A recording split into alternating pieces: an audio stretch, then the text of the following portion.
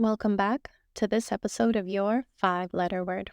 Today, I'm going to cover the three fundamentals of good public speaking or good communication, if we want to go there.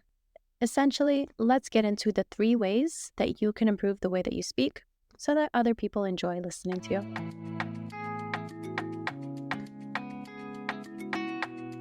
you. Welcome to Your Five-Letter Word. I'm your host, Christina, and in each episode, we explore how intentional communication and a strong mindset can transform your business, your relationships, and your personal growth. Whether we're covering communication strategies or sharing tips to shift your mindset, this podcast will help you learn to create more meaningful conversations in your life so that you can deepen your relationships and grow your business. So sit back, relax, and soak in the insights as we dive into today's conversation. See, there's this misconception that public speaking really has to be you on a stage in front of other people, or you in front of a large group of people. All eyes on you, and that's public speaking. But that's a misconception. Good public speaking is really the ability to be able to communicate with clarity and with confidence in front of any group of people, whether that's a small team of your coworkers, or whether that's online if you're creating content on social media, or if you're a fellow podcaster. Essentially, let's get into the three ways that you can improve the way that you speak so that other people enjoy listening to you. Let's dive in. Number one is your pace. Pace is really how fast or how slow you talk. Some people have a slower pace.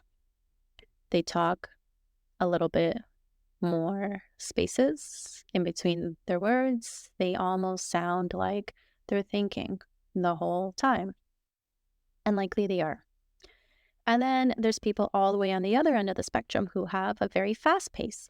These are people who talk like this, who talk really, really fast, and all their sentences sound like they're combined, and there's no real breaks between their sentences, and you don't know when one idea ends and another idea starts. Now, that's a very dramatic example of fast pace. But take a look at where you are on the spectrum. Are you a little bit on the slower end, or are you a little bit on the quicker end? Understanding where you're starting from is really key, because then you understand where you need to go on the spectrum. So if you are on the lower end and you speak slower, now you understand that you have to go up and you have to learn to speak quicker. Any change that you make will feel uncomfortable at first because it is different, but just keep at it. If you really want to get better at the way that you speak, learn to incorporate different types of pace into your message. So that's where you learn to slow down when you're emphasizing a point, and then pick up the pace and talk a little bit faster when you're excited, when you want to emphasize something else that's, more exciting, better. A different part that's maybe not as relevant as the part where you slow down and really make your point. Okay, so that's pace. How fast, how slow, everything in between, and really the ability to use both, going fast and going slow to your advantage. Okay. Number two is your volume. If you want to speak better, if you want to sound more confident, if you just want to be perceived as being more confident, you need to up your volume. And again, this is going to feel uncomfortable at first. For many people, it feels like they're screaming. If you're used to talking like this, and then all of a sudden you're talking like this, you feel like you're yelling. But put your own perspective aside. Look at the way that people respond to you when you speak. If you tend to be quieter, if you tend to speak with a lower volume, maybe people are talking over you. Maybe people are overlooking your point. Maybe people are ignoring you because they quite literally don't hear you. And then look at examples of people who tend to speak louder than you do. How are they perceived? If all things were equal between you and them, but they were just simply speaking louder, what effect would that have on the other people around you? Right? Start to notice these things, because in most cases, people who speak louder are perceived as being more confident simply because they're taking up that space with their volume, with their speech. Okay? So now that you understand pace and you understand volume, now you can start building them, like Lego building blocks, stacking them on top of each other to really start improving the way that you communicate. Not only are you playing around with how fast and slow you're talking, but now you're getting to the point where you can add emphasis by increasing your volume or add emphasis by decreasing your volume, depending on the point that you want to make.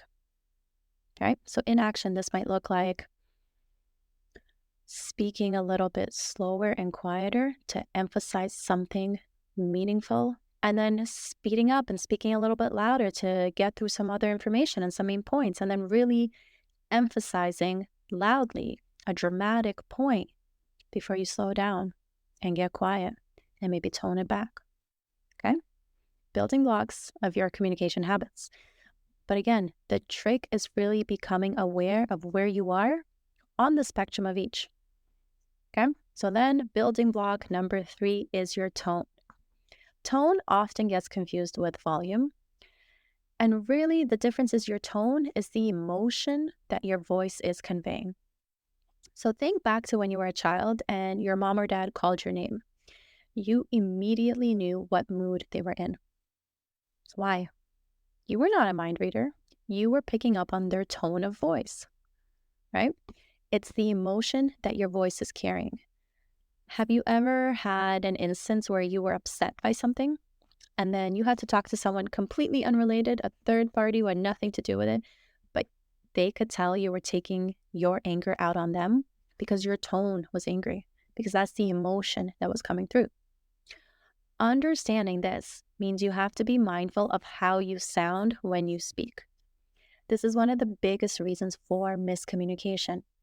Your words may be saying one thing, but the tone in which you say them has a completely different meaning. And in most cases, people will pick up on what they're hearing and how it's making them feel rather than what is being said. So let me give you an example. Imagine you have to talk to your coworker and you want to ask them about a project.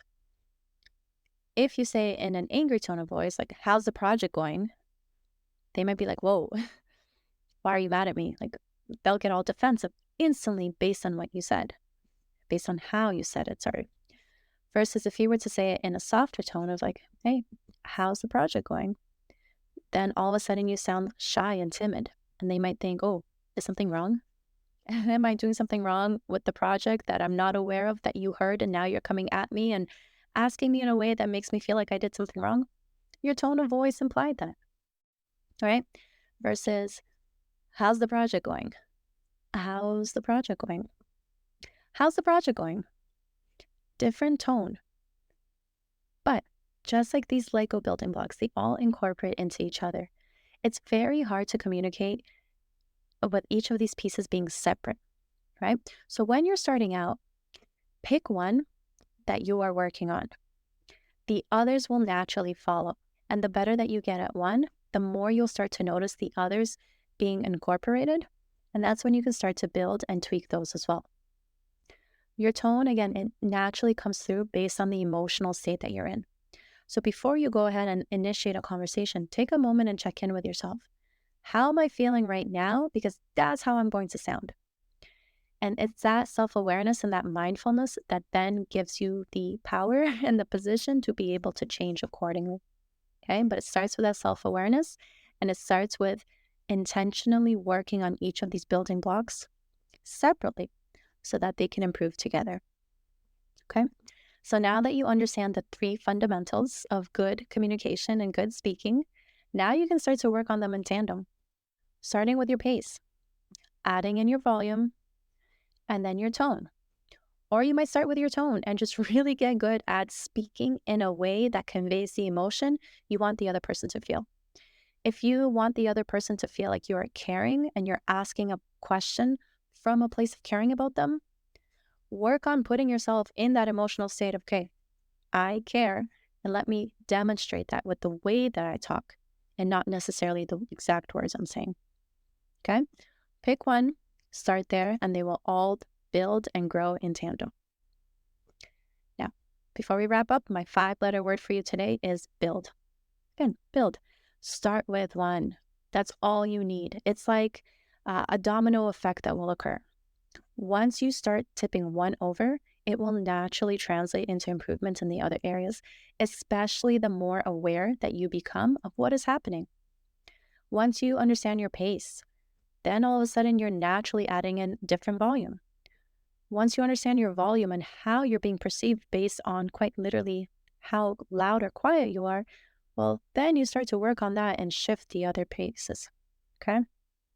Everything works together once you start building with one habit.